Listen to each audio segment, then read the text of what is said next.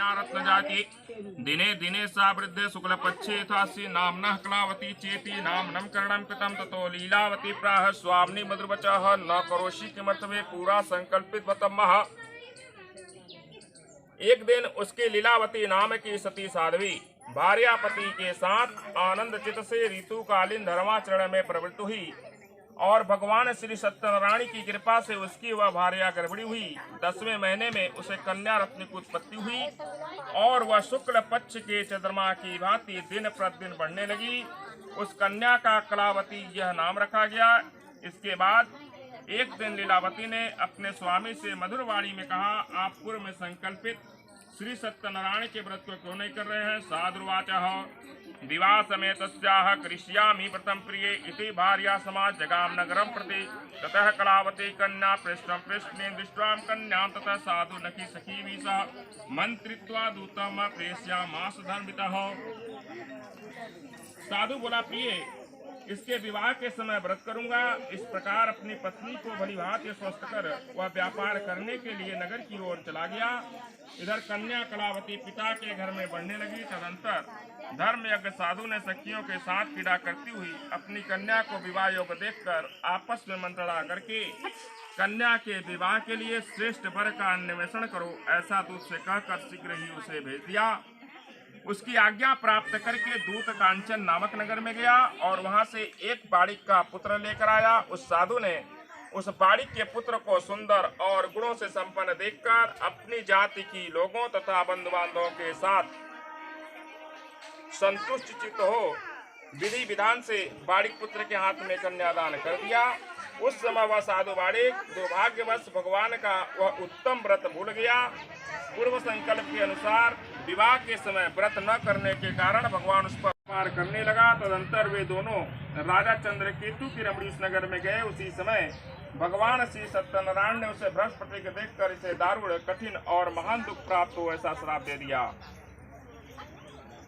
कस्मिन् दिवसे राज्ञो धनमदाय तत्कर तत्रोवाणी संस्थितो तत्पश्चादाकान्दूतेन चेतसाः धनं संस्थाप्य तत्रैव स तु शीघ्रमलक्ष्यते ततो दूत्य सज्जनवाणिका दृष्टाप्यदन्नबन्दितो भणिसुतः। एक दिन एक चोर राजा चंद्रकेतु के धन को चुरा कर वहीं आया जहां दोनों बाड़िक स्थित थे। वह अपने पीछे दौड़ते हुए दूतों को देखकर भयभीत चित्त से धन वहीं छोड़कर शीघ्र ही छिप गया। इसके बाद राजा के दूत वहां आ गए जहां वह साधु बाड़िक था। वहां राजा के धन को देखकर वे दूत उन दोनों बाड़ी पुत्रों को बाहर कर ले आए और हर्षपूर्वक दौड़ते हुए राजा से बोले, प्रभु हम 2 चोर पकड़ करके लाए हैं, इन्हें देखकर आप आज्ञा दें। राजा की आज्ञा से दृढ़ता पूर्वक बांधकर बिना विचार किए महान कारागार जेल में डाल दिए गए। भगवान सत्यदेव की माया से किसी ने उन दोनों की बात नहीं सुनी और राजा चंद्रकेतु ने उन दोनों का धन भी ले लिया। कलावती तो कन्या पिवाश्रम या कस्मिन् दिवसे ज्ञाता क्षुद्रा दुज मंदिरम गत्वा वत्सवत्तत्र सत्यनारायणश्च उपवस्य कथां श्रुत्वा प्रसादपि प्रसादभक्षणं कृत्वा युहोरात्रो गृहं प्रति। उन भगवान के श्राप से बाड़िक के घर में उसकी भार्या भी अत्यंत दुखित हो गई और उनके घर में सारा का सारा जो धन था वह चोर ने चुरा लिया। वह लीलावती शारीरिक तथा मानसिक पीड़ाओं से युक्त भूख और प्यास से दुखी हो अन्न की चिंता से इधर उधर भटकने लगी। कलावती कन्या भी भोजन के लिए इधर उधर प्रतिदिन घूमने लगी। एक दिन क्षुधा से पीड़ित हो वह कलावती एक ब्राह्मण के घर गई। वहां जाकर उसने श्री सत्यनारायण व्रत पूजन को देखा। वहां बैठकर उसने कथा सुनी और वरदान मांगा। तदंतर प्रसाद ग्रहण करके वह कुछ रात होने पे घर गई। लगा दे तू ना हम ना लगाए बाहर में जाएगा वो दुकान मतलब है ब्रह्म हो दिष्टालतादिकं च मुच्चितो नप्त भूरि तलक्षो सुतं वाणी सुतो होतं तापि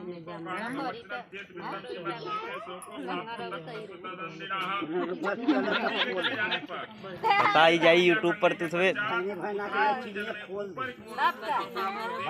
साधु बाड़ी अत्यंत आश्चर्य और नाम में लता और पत्ती आदि को देख मूर्छित पृथ्वी पर गिर पड़ा।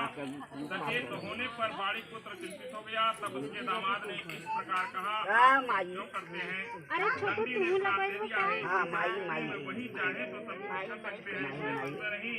अतः उन्हीं की शरण में हम चले। वही मन की इच्छा पूर्ण हुई। दामाद जामाद की बात सुनकर वह साधु बालकों के पास गया और वह दंडी को देखकर भक्ति बाबू इधर देखो, आदर पूर्वक कहने लगा, आपके सम्मुख मैंने जो कुछ कहा है, मुंह में से अंगूठी निकाल दे। अपराध किया है, आपने अपराध को क्षमा करें। ऐसा कहकर बारंबार प्रणाम करके वह महान शोक से अवगत गया। मुस्किया तो ऐसा न जैसे अंगने में बैठल है।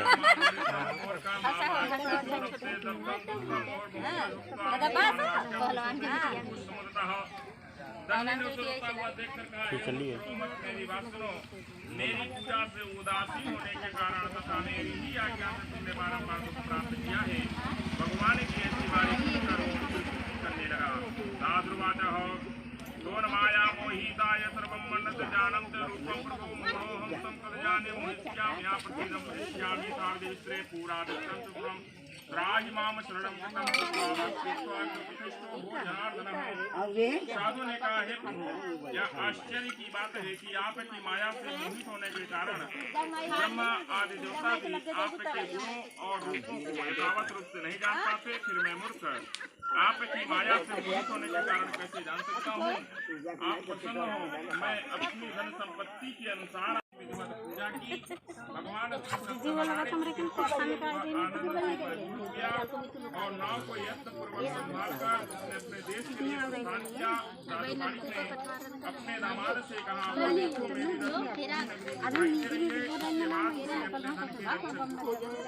अपने आगमन का समाचार देने के लिए अपनी नगरी में भेज दिया।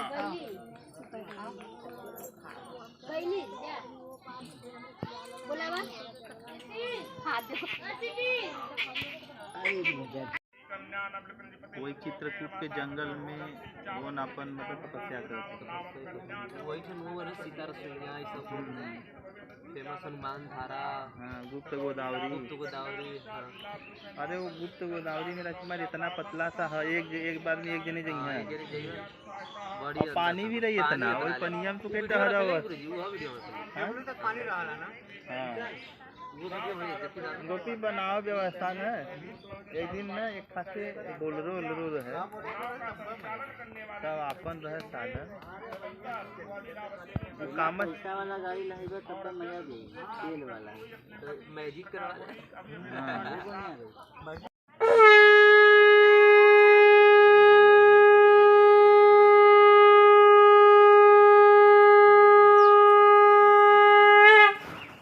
श्री सत्यनारायण भगवान की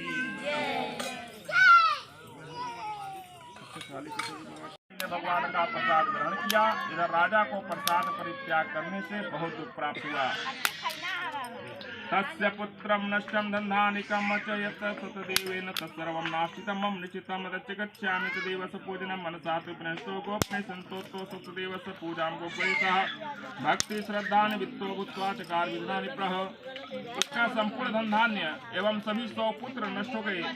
राजा ने मन में निश्चय किया कि सहो वज्रमसीधारेण सहो वज्रमसीधारं वैदाच पूर्णादवतः गौतम भवति वारणं महं बाणाय स्वाहा ज्ञानाय स्वाहा उदानाय स्वाहा समानाय स्वाहा। ओम शांति शांति शांति शांतिर्भवतु सर्वारिष्ट शांतिर्भवतु।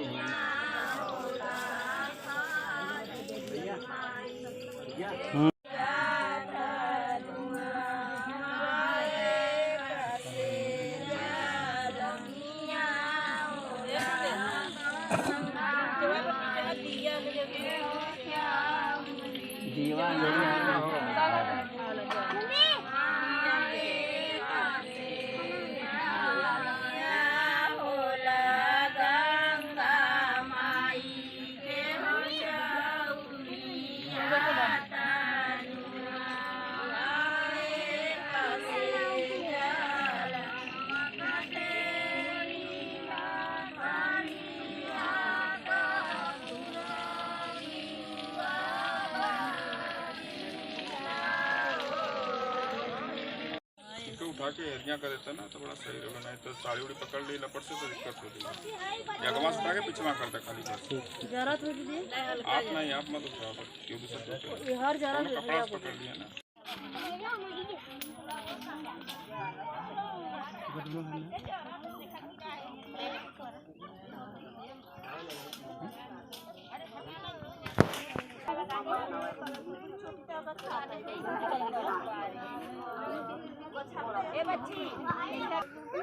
ले ले गार्डन वाला स्मार्ट कर ला हो